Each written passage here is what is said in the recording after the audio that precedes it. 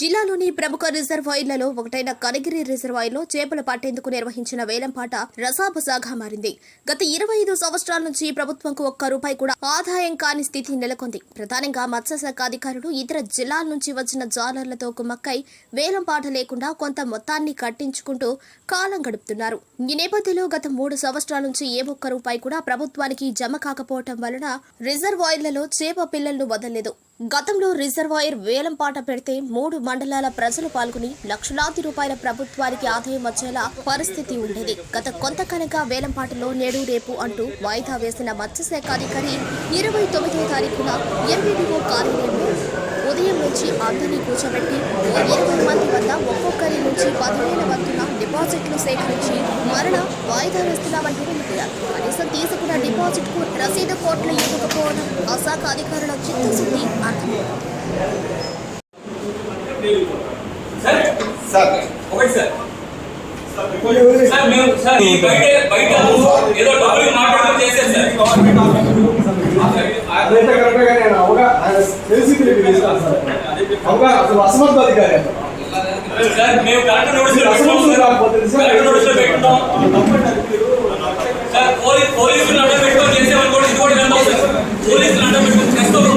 Starting నుంచి ప్రశ్న ఉన్నారు, పోలీసులు అడ్డం పెట్టుకొని కావాలని పని చేశారని చెప్పి మేము చెప్తా అడుగుతాం కదా.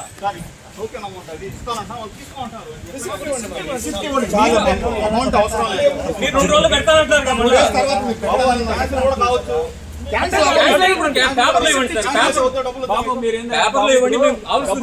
జేబులు వేసుకునే వాళ్ళకి రిసిప్ట్లు ఏమన్నా ఎలా ఇస్తారు మీరు? సార్ అది టోకెన్ అమౌంట్ సార్, అక్కడే ఇచ్చేస్తారు.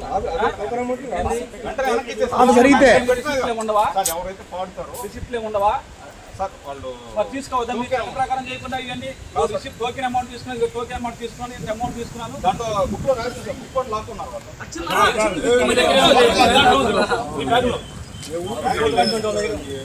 సార్ ఇచ్చేస్తాం సార్, ఎవరు వాళ్ళకి ఇచ్చేస్తాం, రిటర్న్ చేస్తారు. మొత్తం రాపించుకున్నారు కదా సార్, అలా రాసి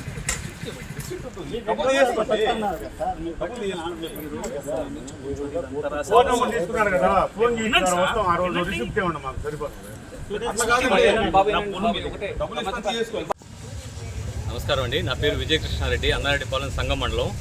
ఈరోజు బుచ్చిరెడ్డిపాలెంలో ఎంతో ప్రతిష్టాత్మకమైన కనిగిరి రిజర్వాయర్, బ్రిటిష్ టైంలో కనిగిరి పోవాల్సిన రిజర్వాయర్ని మన బుచ్చిరెడ్డిపాలెం నాయకులు తీసుకొచ్చి ఇదే కనిగిరి అని చెప్పి కనిగిరిలో ఈరోజు జీవనాడి ప్రాణనాడి అయినటువంటి బుచ్చిరెడ్డిపాలెం కానీ సంగం మండలం కానీ ఎంతో ప్రతిష్టాత్మకమైన ఆ రిజర్వాయర్లో గత 20 సంవత్సరాలుగా ఏ పాటలు లేకుండా గవర్నమెంట్కి ఒక రూపాయి కూడా ఆదాయం చేకూరకుండా దానిలో ఇటువంటి చేప పిల్లలు వదలకుండా కేవలం ఒక పనికిమాలిన కంప చేప, ఒక పైలట్ చేపలను పట్టుకుంటూ అది ఎవరికి ప్రభుత్వానికి ఆదాయం లేకుండా ప్రజలకి ఆదాయం లేకుండా ఏ రకమైన నిరుపయోగంగా కొన్ని వేల ఎకరాల చెరువుని నిరుపయోగంగా పెట్టి ఆ ఫిషరీస్ డిపార్ట్మెంటు ఒక చిన్న నోటీస్ ఒకటి ఇచ్చి 29వ తేదీ పాట పెడతామని చెప్పి ఉదయం 10 గంటల నుంచి ఎదురు చూపించి 15 నిమిషాలు అని చెప్తూ భోజనం చేసేసి రమ్మని చెప్పి 3 గంటలప్పుడు డిపాజిట్స్ తీసుకొని ఒక్క 10 నిమిషాలు ఒక సింపుల్గా ఈ పాట క్యాన్సిల్ చేసేసాం అని చెప్పారు.